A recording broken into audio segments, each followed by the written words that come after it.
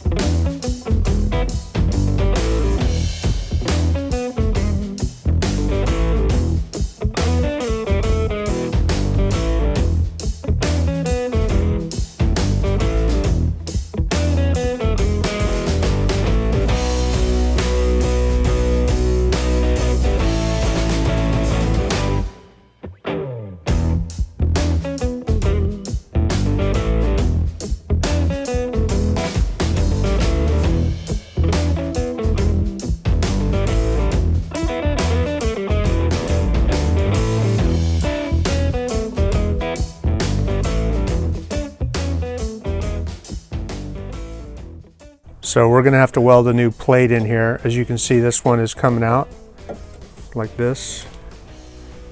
Probably not very thin right there.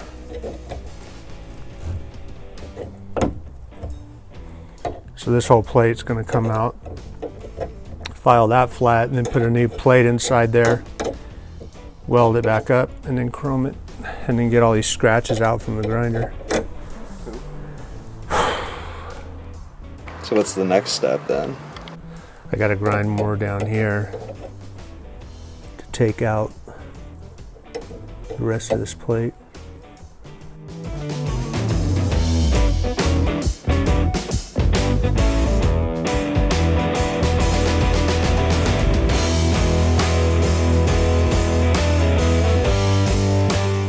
Okay, so I don't know if you guys can see this, but I cut this out, took out the bottom washer that fills the bottom of that, flattened out these welds so they can weld a new plate right in there, and they'll weld it inside, and that'll give me plenty of room so that the axle rides all the way up into the dropouts.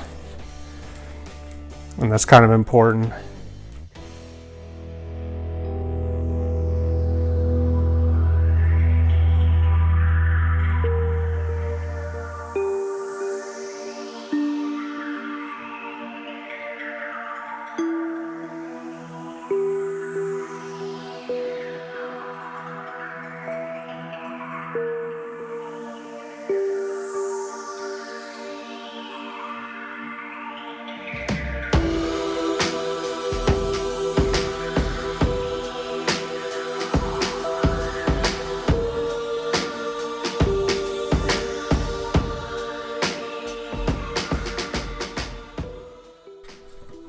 Okay, you see that right there? See the axles all the way up inside the dropout? Mm-hmm. That's good, because you're doing front wheel hops and everything else. By the way, if you guys decide to start using one of them tie grinders, those things are really gnarly and dangerous, and you gotta be really careful with them. I'd start with an air die grinder, like off a compressor. You can control the speed, but you got whatever. You guys got to be really careful with those things. It'll take fingers off fast. Okay. See the clearance now?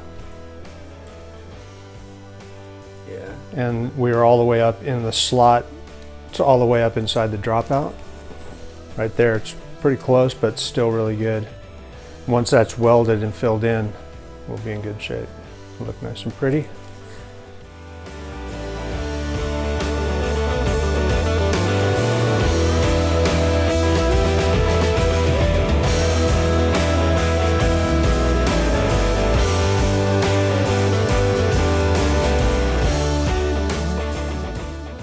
Those wheels look cool.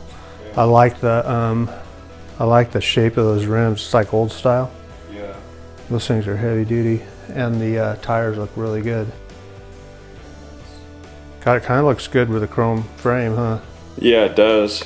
Yeah, we'll be back with the headset and the cranks. Those should be coming. Pat at Flatland Fuel sent out all that stuff. The crank setup, he sent that out on Saturday, so we should have that pretty quick. Cool. And we're rolling. All right, we'll see you guys later. Yeah, so all right guys, we're back here a few days later, about a week later since our last clip, and RL's got some updates he wants to show you on the general bike build. Not super big updates. I got more brakes coming. The biggest thing is figuring out the 990s. I got some plans for that. Running the 990s.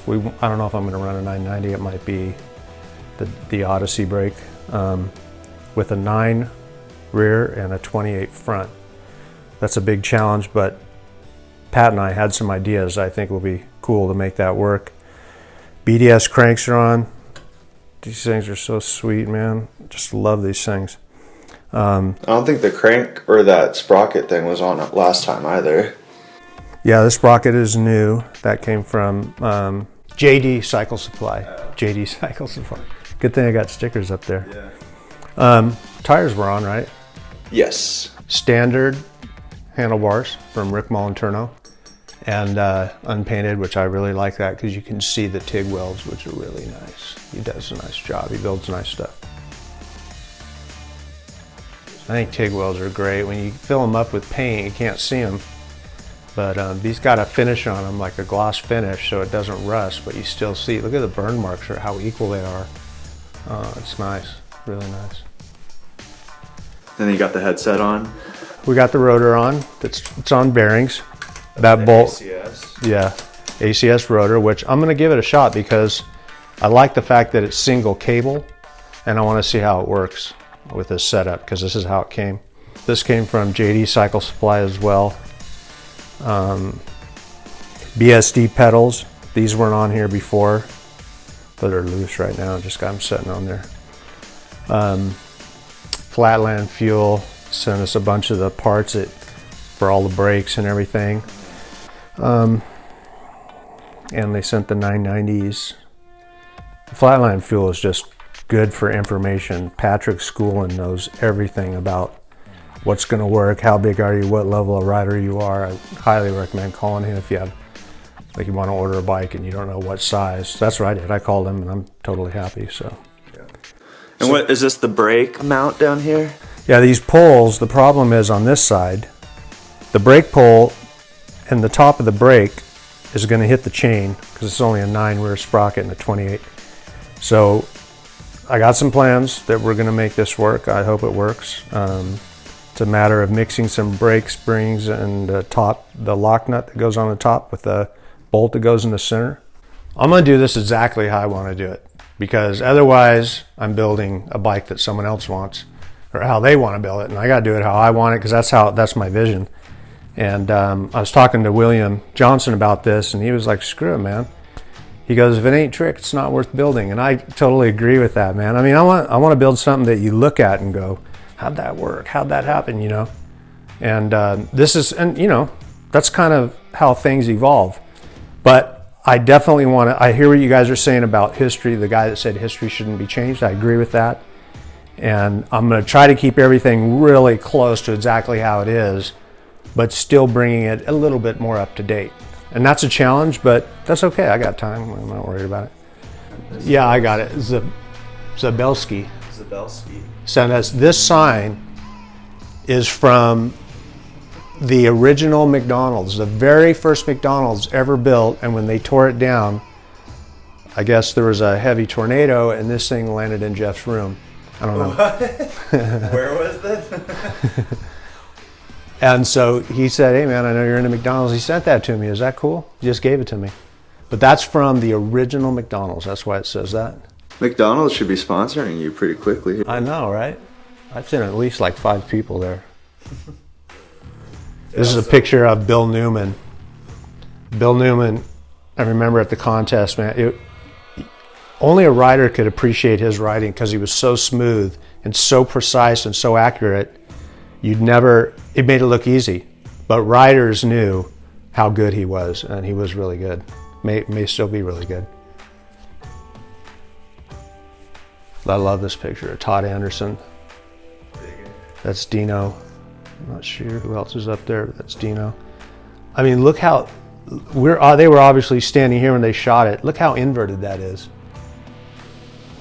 That is just nuts. Good picture of Matt Hoffman right there. Stretched can. Dominguez doing a can. Way out.